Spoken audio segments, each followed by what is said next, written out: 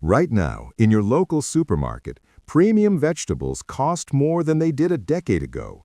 Yet your great-grandparents fed entire families on crops that disappeared from farms decades ago. These weren't fancy specimens. These were powerful plants that thrived when everything failed, stored for months without electricity, and grew in dirt so bad that modern gardeners won't even try. After spending years studying historical agriculture and old farming records, I've uncovered the complete list of 25 survival crops that kept millions alive through America's toughest economic period. This isn't just gardening advice. This is food security knowledge that could matter more than you think.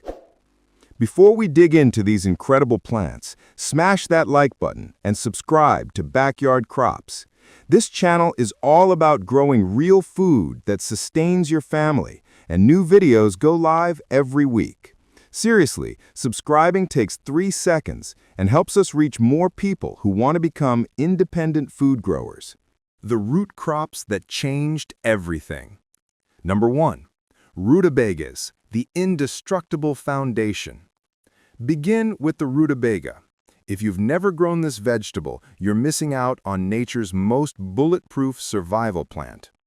While everyone talks about potatoes, rutabagas actually outperformed them during hard economic times because they're nearly impossible to kill in any garden. The American purple top variety handles freezing temperatures down to 20 degrees Fahrenheit and produces when every other root crop stops working. Rutabagas became famous for one simple reason: storage capability. Families would pack them into sand or sawdust in their cellars, and they'd remain fresh for 4 to 6 months with absolutely no refrigeration needed. One medium rutabaga gives you about 40% of your daily vitamin C requirement, plus serious calories when food was limited. Here's something surprising. These roots actually improve after a hard frost, developing sweetness and a nutty taste that made them perfect for soups and stews. Growing them is almost embarrassingly simple. You can plant rutabagas in soil so damaged that other vegetables won't even sprout, and you'll still harvest roots weighing 2 to 3 pounds each. The Laurentian variety became famous because it resisted diseases that destroyed other crops in poor conditions. Smart gardeners would plant rutabagas every 2 weeks throughout summer, ensuring fresh roots from autumn straight through the following spring. Here's a thought. Share this video with anyone who gardens. They need to know this. Number 2. Mangel beets, massive survival roots. Mangel beets sound strange now, but these enormous roots determined who survived and who didn't during economic collapse. Originally grown as livestock feed, desperate families discovered these were perfectly edible for humans, just less sweet than regular beets. The Mammoth Red variety produces roots weighing 15 to 20 pounds each, with some reaching 30 pounds in decent soil. One mangel fed a family for multiple meals. You could slice and roast them, boil them in soups, or eat them grated raw when times got really difficult. These tough plants tolerate terrible conditions: heavy clay soil, sandy soil, minimal water that would destroy regular vegetables. Farmers valued the yellow cylindrical variety because its shape made harvesting and storage easier, stacking perfectly in root cellars like firewood. The leaves provide nutritious greens all season, and smart growers would harvest outer leaves while the root kept growing underneath. Mangels stored for 8 months without any refrigeration, lasting from autumn harvest all the way through the next summer's fresh vegetables. German and Eastern European immigrants taught their neighbors the proper preparation methods. Some families even discovered how to make mangel syrup by boiling down the roots into sweet concentrate when sugar became an impossible luxury. Number 3. Parsnips, the underground treasure. Parsnips confuse modern gardeners who don't understand why anyone would wait 4 months for a vegetable. Depression-era families knew exactly why. These cream-colored roots could stay frozen in the ground all winter, actually becoming sweeter with every freeze-thaw cycle, providing fresh food in February when cellars sat empty. The hollow crown variety develops roots 18 inches deep, mining nutrients from subsoil that other vegetables never reach, thriving in spots where nothing else survives. Old wisdom taught that parsnips planted in spring would be ready by Thanksgiving, but those left in frozen ground until spring became candy-sweet treasures worth the wait. Harris model parsnips were chosen because they produced thick, uniform roots easier to dig from frozen soil using hand tools. These vegetables provided complex carbohydrates and potassium when potatoes ran out or rotted. Their natural sweetness meant children would eat them without complaint. Clever cooks discovered parsnips could replace or stretch coffee when roasted and ground, creating a comforting beverage. The plants are practically pest-free, requiring zero sprays or special care that struggling families couldn't manage. Once established, parsnips self-sowed readily, meaning 1 year's planting could provide multiple years of food if you left some plants to create seeds. If you're watching this, comment below with which crop you plan to grow first. I read every comment and love hearing what our backyard crops community is excited about. The green vegetables that powered survival. Number 4. Collard greens, southern backbone. Collard greens became the foundation of southern survival gardens, and there's a powerful reason why. Unlike delicate lettuce or spinach, collards laughed at temperature extremes, producing thick, nutritious leaves when everything else surrenders. The Georgia Southern variety survives down to 5 degrees Fahrenheit, yet produces through scorching summer heat that wilts other greens completely. What made collards indispensable was incredible productivity from minimal space. One plant produces leaves for months, and you simply harvest the outer leaves while the center keeps growing new ones. One serving provides more calcium than a glass of milk, plus vitamins A, C, and K that prevented the malnutrition diseases plaguing poor communities. Depression families cooked them with ham hock or bacon grease when available, but even plain collards boiled with salt provided substantial nutrition. The Beets variety became popular because it's more compact but equally productive, perfect for small victory gardens. These plants actually improve in flavor after frost, becoming sweeter and more tender, which meant fresh greens on the table even in January. Southern gardeners developed a technique of banking soil around the stems in fall, which protected plants through winter and forced tender new growth. Seeds cost practically nothing, and one packet could feed a family year-round if succession planted correctly. Number 5. Kale, the 2-year wonder. Kale was growing in depression gardens long before it became a modern superfood, valued by families who needed maximum nutrition from minimum space. The winter boar variety survived temperatures that would destroy other greens, actually improving in flavor after each freeze turned starches into sugars. Red Russian kale provided not just nutrition, but visual variety in gardens and on plates.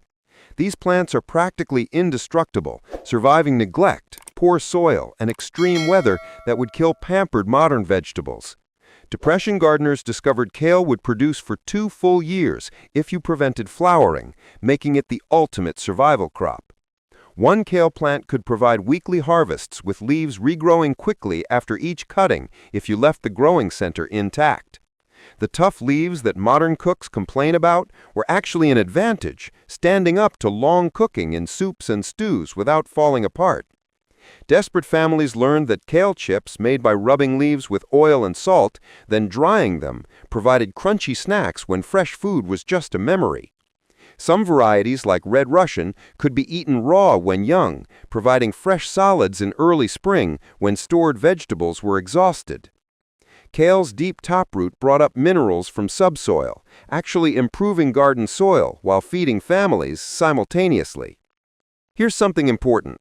If you haven't already, hit subscribe to Backyard Crops. We upload practical growing content every single week, and I want to make sure you don't miss the next video.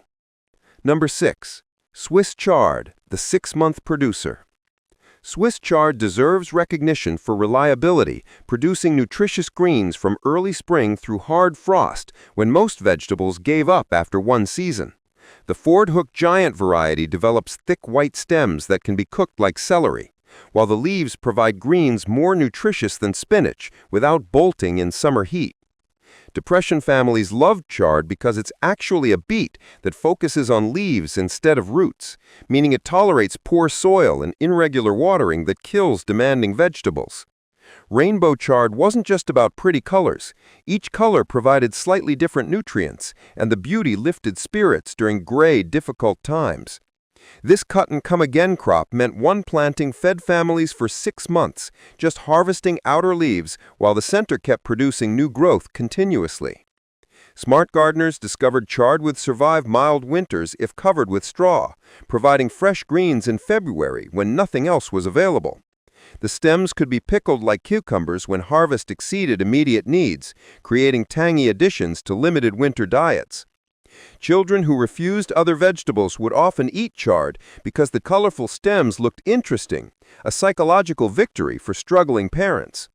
Swiss chard self-sows readily if you let one plant go to seed, meaning next year's crop was free. Number 7. Mustard greens, the weed crop. Mustard greens grew like weeds in depression gardens, which was exactly the point when families needed food requiring zero pampering or special care. Southern giant curled variety provided spicy frilly leaves that added flavor to bland meals while plants kept producing in brutal summer heat. These greens mature in just 40 days from seed, allowing multiple plantings and continuous harvests when other crops took months to produce anything. Florida broadleaf mustard was treasured because smooth leaves were easier to clean, saving precious water during drought years. Depression families discovered mustard greens provided more vitamin A than almost any other vegetable, preventing night blindness that plagued malnourished communities.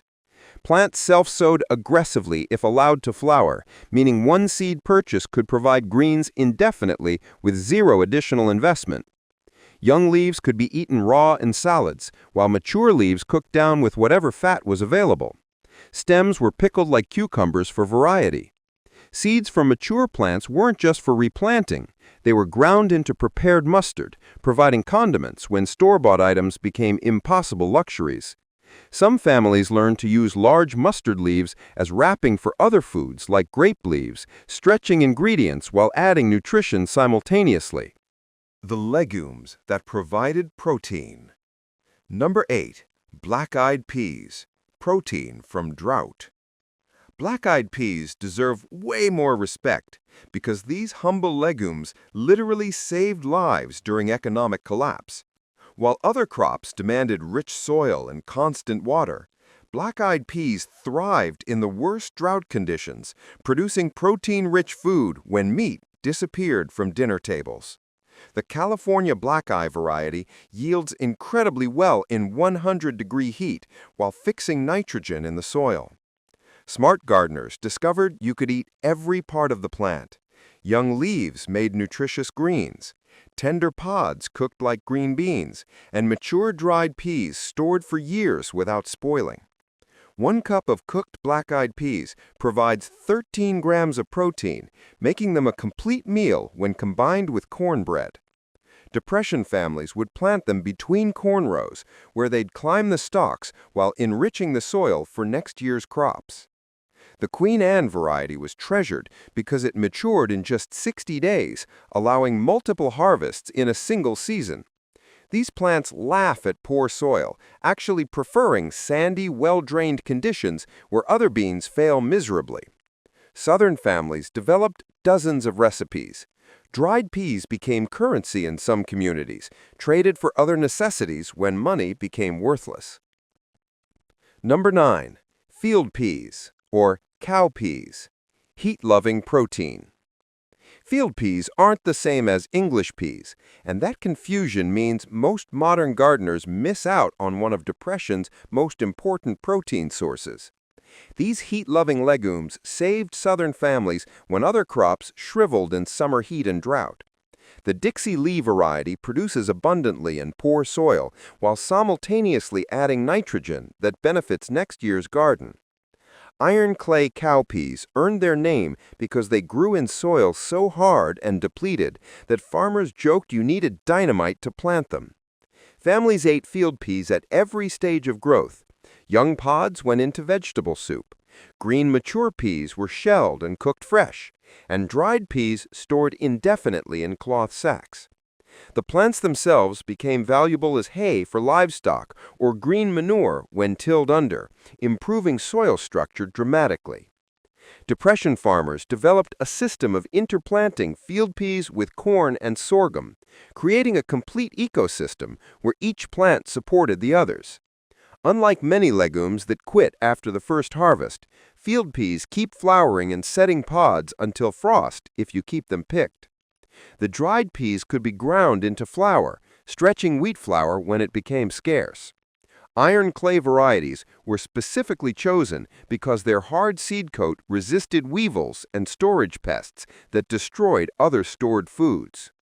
Share this video right now with someone who gardens. Seriously, hit that share button. Let's spread this knowledge together. Number 10. Pole beans. Vertical protein production. Pole beans transformed from a simple garden crop into survival food when depression families learned to dry them for year-round protein storage.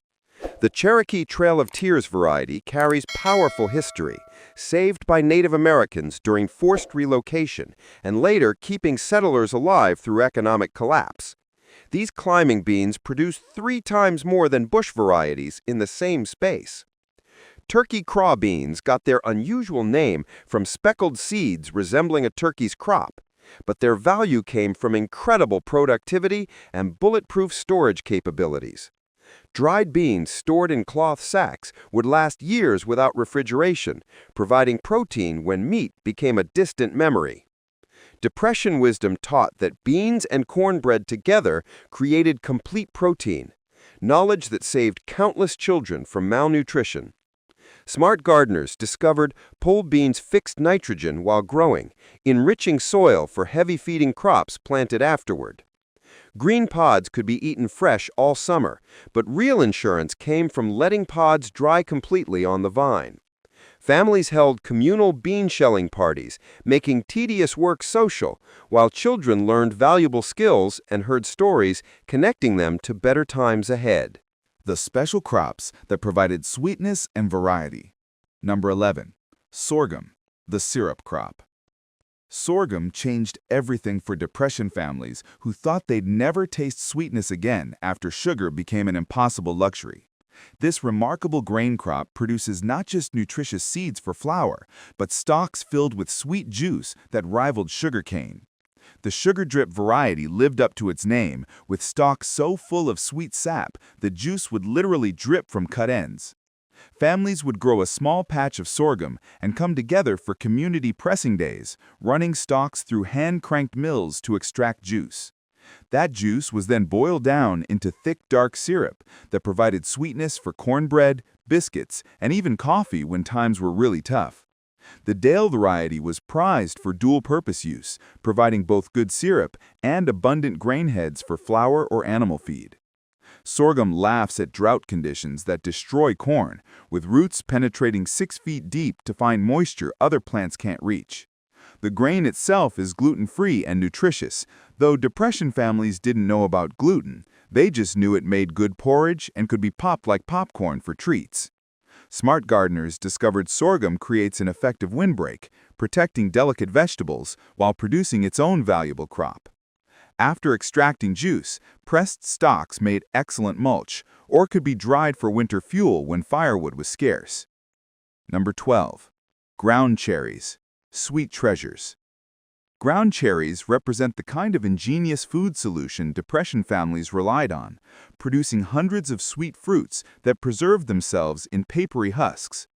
Aunt Molly's variety came from Polish immigrants who knew these golden berries would grow in poor soil and produce abundantly when traditional fruits were impossible dreams. The Cossack pineapple type actually tasted tropical, providing exotic flavors that transported families beyond daily struggles, if only for a moment's sweetness. These low-growing plants spread across the ground, utilizing space under taller crops while producing fruit from midsummer until hard frost. Depression children loved ground cherries because they fell to the ground when ripe, turning garden work into treasure hunting that made helping fun rather than chores. The husked fruits stored for months in cool, dry conditions, still in their natural wrappers that prevented spoilage better than any technology. Smart families discovered ground cherries made exceptional preserves with less sugar than other fruits required, stretching precious sweetener while providing vitamin C through winter. Plants self-sowed aggressively from dropped fruits, meaning 1 year's planting could establish permanent patches that produced food without additional work or expense. Some families learned to dry ground cherries like raisins, creating portable snacks that lasted indefinitely and provided energy for hard physical labor. Real talk. The more people who see this content, the more people can become food independent. Leave a comment and tell others to watch this. Let's build this community together. The quick-producing vegetables. Number 13. Kohlrabi. Space-saving bulbs. Kohlrabi looks like something from another planet, but this weird vegetable saved depression families needing fast food production from limited garden space. The early white Vienna variety produces baseball-sized bulbs just 50 days from planting, faster than almost any other substantial vegetable crop available. Purple Vienna kohlrabi wasn't just prettier, it was actually sweeter and stored longer, important when every harvest had to count multiple ways. These strange bulbs growing above ground confused garden pests that attacked underground root vegetables, providing reliable harvest when other crops failed to insects. Depression cooks discovered kohlrabi to be eaten raw like an apple, providing fresh food for children when cooking fuel was scarce or summer heat made cooking unbearable. The leaves are completely edible too, doubling the food value from each plant and providing greens before the bulb was ready. Smart gardeners succession-planted kohlrabi every 2 weeks, ensuring continuous harvest rather than feast or famine cycles. Storage was simple, lasting 2 to 3 months in root cellars, or bulbs could be fermented like sauerkraut for longer preservation.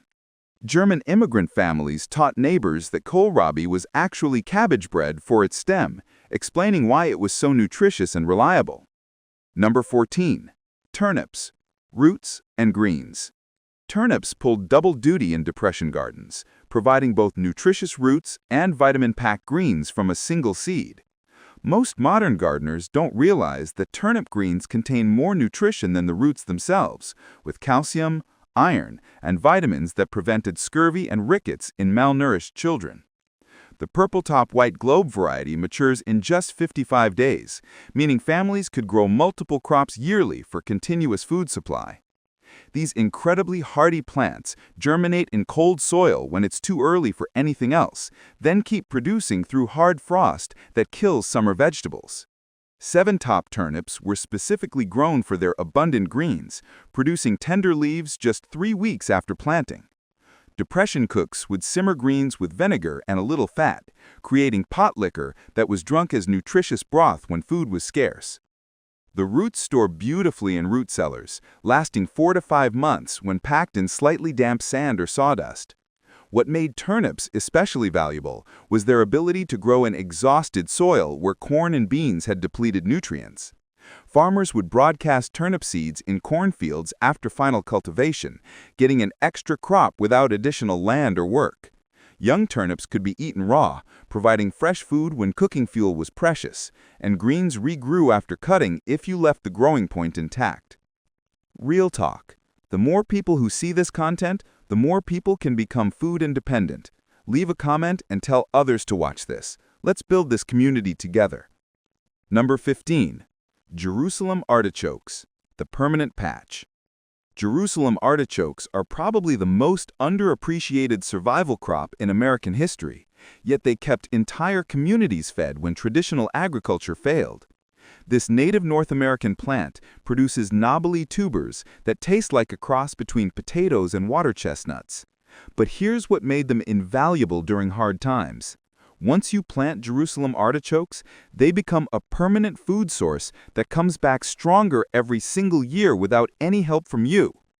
The Stampede variety can produce 20 pounds of tubers from a single plant. And if you miss even one small piece when harvesting, it'll sprout into a new plant the following spring. Depression families called them survival insurance because they'd grow in clay, sand, or rocky soil where nothing else would survive. Unlike potatoes that can rot or develop diseases, Jerusalem artichokes are virtually pest and disease-free. They grow 6 to 10 feet tall, creating a natural windbreak that protected other crops, and their bright yellow flowers provided beauty during dark times. The red Fuso variety was particularly valuable because its smooth tubers were easier to clean and prepare. Jerusalem artichokes contain inulin instead of starch, making them perfect for diabetics and providing sustained energy without blood sugar spikes. Families would harvest them all winter long, just digging through the snow whenever they needed fresh food, since tubers actually taste sweeter after freezing in the ground. The leafy brassicas. Number 16, cabbage, the sauerkraut staple. Cabbage saved more lives during the Depression than any history book will tell you, providing vitamin C through winter when scurvy threatened malnourished families. Early Jersey Wakefield variety could be planted as soon as soil thawed, producing pointed heads before summer heat arrived. Late Flat Dutch grew massive heads that stored until spring, and fresh cabbage lasted 3 to 4 months in root cellars. But the real magic happened when families made sauerkraut, preserving nutrients without any refrigeration or canning equipment. One large crock of fermenting cabbage could provide probiotics and vitamins for an entire winter, just salt and thyme transforming humble leaves into medicine. Depression families grew cabbage so densely that plants touched, discovering this actually reduced pest problems and conserved garden space for other crops. The outer wrapper leaves that modern shoppers never see were saved for soup. Nothing wasted when every calorie counted. Smart gardeners learned to stagger plantings 2 weeks apart, ensuring fresh cabbage from June through November, with stored and fermented cabbage lasting the rest of the year. Red cabbage was especially prized because it stored even longer than green varieties and added color to monotonous winter meals. Some families discovered that cabbage stumps left in the ground would sprout many cabbages the following spring, providing early greens when nothing else was growing yet. The heat-loving southern crops. Number 17, okra, the heat champion. Okra might seem like an odd depression crop for anywhere outside the South, but this heat-loving vegetable provided food when everything else stopped producing in summer's worst. Clemson spineless variety eliminated the irritating spines that made harvesting painful, a crucial improvement when children helped with garden work by necessity. Cowhorn okra produced pods 8 inches long that stayed tender, meaning fewer plants could feed more people from the same space. These African natives laughed at drought and 100-degree days that wilted tomatoes and beans, producing new pods every day once they started flowering. Depression families discovered every part of okra was useful. Young leaves went into soup, flowers were edible, and mature seeds could be roasted and ground as coffee substitute. The mucilaginous quality that some people dislike was actually prized for thickening soups and stews, stretching limited ingredients into filling meals. Pickled okra became a valuable trade item, with families exchanging jars for eggs, milk, or other necessities in cashless local economies. Smart southern gardeners learned okra would produce until frost if pods were harvested every other day. Missing even once meant tough, inedible pods. The dried pods made excellent fire starters, and fibrous stems could be processed into rough cord, examples of how everything had multiple uses. The unusual survivors. Number 18. Salsify, the oyster plant. Salsify completely disappeared from American gardens after the Depression, which is tragic because this oyster plant provided unique nutrition and flavors when diets became monotonous. Mammoth Sandwich Island variety produced roots that really did taste like oysters when cooked properly, providing seafood flavor hundreds of miles from any ocean. These roots could stay in frozen ground all winter, just like parsnips, actually improving in flavor with each freeze. Depression families valued salsify because it grew in poor soil where other root vegetables failed, and the grass-like foliage didn't attract pests that destroyed more obvious crops. The purple flowers that appeared on second-year plants were surprisingly beautiful, lifting spirits while producing seeds for next year's crop without spending money. Young shoots could be eaten like asparagus in spring. The roots provided oyster-flavored variety, and even the flower buds were edible, making this a three-purpose plant. Smart cooks discovered that salsify roots, when scraped and exposed to air, turned black unless dropped immediately in acidulated water. Knowledge that separated successful meals from failures. The plant self-sows readily if allowed, naturalizing in meadow edges and providing food security that didn't depend on annual planting or purchasing seeds. Number 19. Cardoon, the Mediterranean thistle. Cardoon might be the most unusual crop on this list, but Mediterranean immigrant families knew this giant thistle relative provided food when nothing else would grow. Porto's spinous variety eliminated the vicious thorns that made harvest dangerous, important when medical care was unavailable or unaffordable during economic collapse. Large, smooth cardoons produce stems 3 feet long that, when properly blanched by wrapping with newspaper or burlap, became tender vegetables similar to artichoke hearts. These massive plants reached 6 feet tall and wide, producing enormous amounts of food from a single seed, though they required specific knowledge to prepare properly. Depression-era Italian families taught neighbors how to tie leaves together in fall, blanching the inner stems white and tender while removing natural bitterness.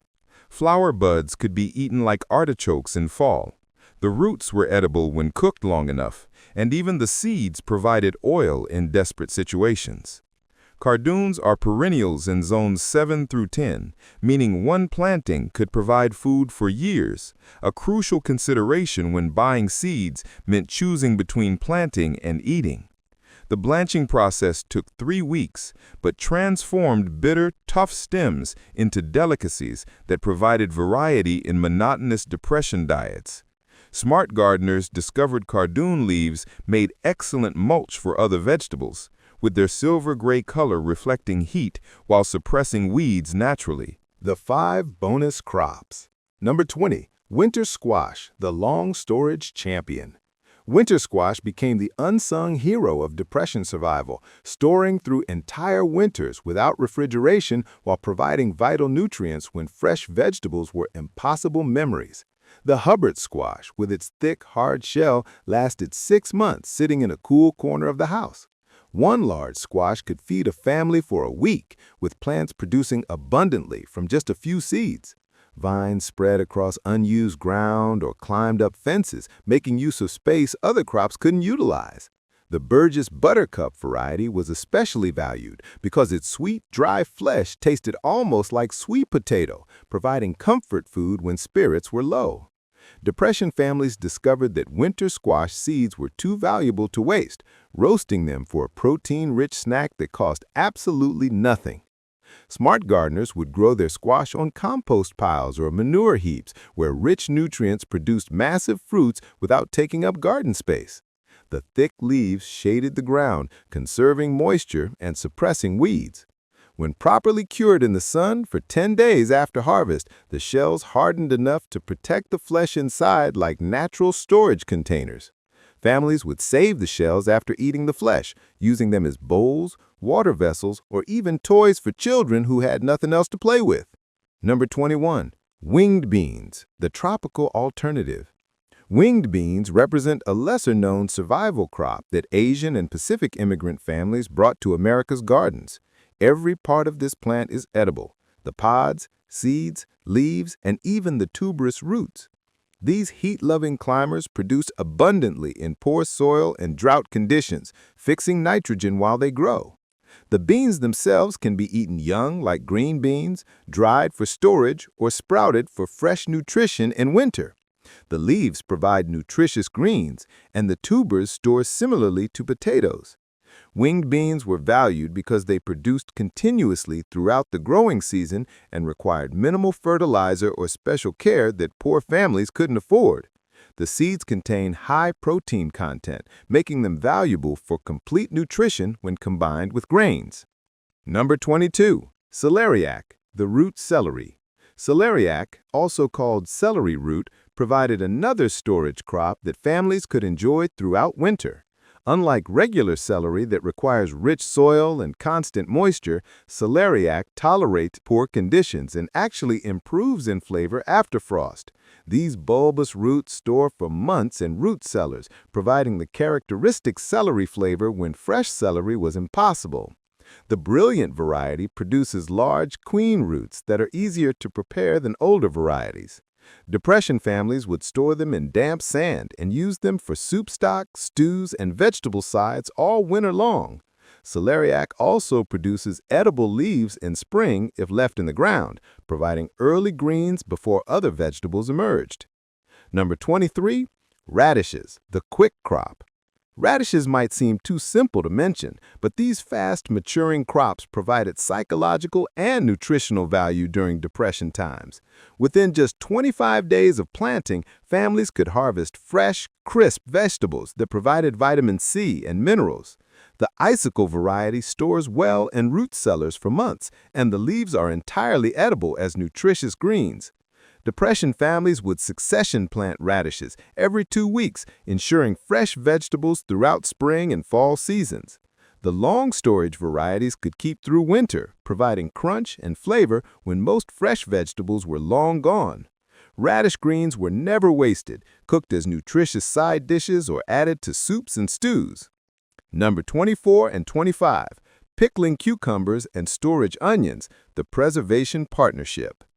Pickling cucumbers and storage onions don't seem like survival crops in the traditional sense, but their preservation capabilities made them invaluable. Depression families would pickle cucumbers using vinegar and salt, creating shelf-stable vegetables that provided vegetables and flavor through winter without any refrigeration. The pickling also created probiotics beneficial for health. Storage onions like yellow sweet Spanish varieties stored for months in cool, dry conditions, providing year-round flavoring and nutrition. Unlike fresh onions that rot quickly, these long storage varieties had thicker skins that protected them. One string of dried onions hanging in a cool corner could provide flavoring for soups and stews throughout winter, stretching limited ingredients while adding nutritional value. The ancient storage secret. And now for the bonus tip that absolutely changed everything for Depression families. Gardeners swear by a storage method that seems almost too simple to work, but literally prevented starvation through long winters. Families discovered they could create underground storage without digging root cellars by using what they called clamp storage or earth pits. They'd pile root vegetables like turnips, rutabagas, and mangels directly on the ground in a pyramid shape, cover them with a thick layer of straw, then seal everything with soil, leaving just a small ventilation hole at the top covered with more straw. This created perfect storage conditions, maintaining constant temperature and humidity while vegetables remained accessible all winter by opening one small section at a time. The Earth's natural insulation kept everything from freezing, even in sub-zero weather, while ventilation prevented rot that destroyed indoor storage. Families would make multiple small clamps rather than one large one, so opening one didn't expose all their food to spoilage. Some ingenious gardeners discovered that mixing different root vegetables in the same clamp actually improved storage, as certain vegetables gave off gases that helped preserve others. The beauty of this system was it cost absolutely nothing, required no building materials, and could be made anywhere, even in rented gardens where permanent structures weren't allowed. This simple technique meant families could store thousands of pounds of vegetables through winter without any infrastructure, proving that survival often depends more on knowledge than resources. This is Adam Grove from Backyard Props. You've just learned 25 forgotten crops that sustained families through America's toughest times. This knowledge could be valuable for you and your family right now. Subscribe to Backyard Crops for more practical growing content. Hit that like button. Comment below with which crop you're most excited to grow. Share this video with anyone who gardens. Let's grow something real together.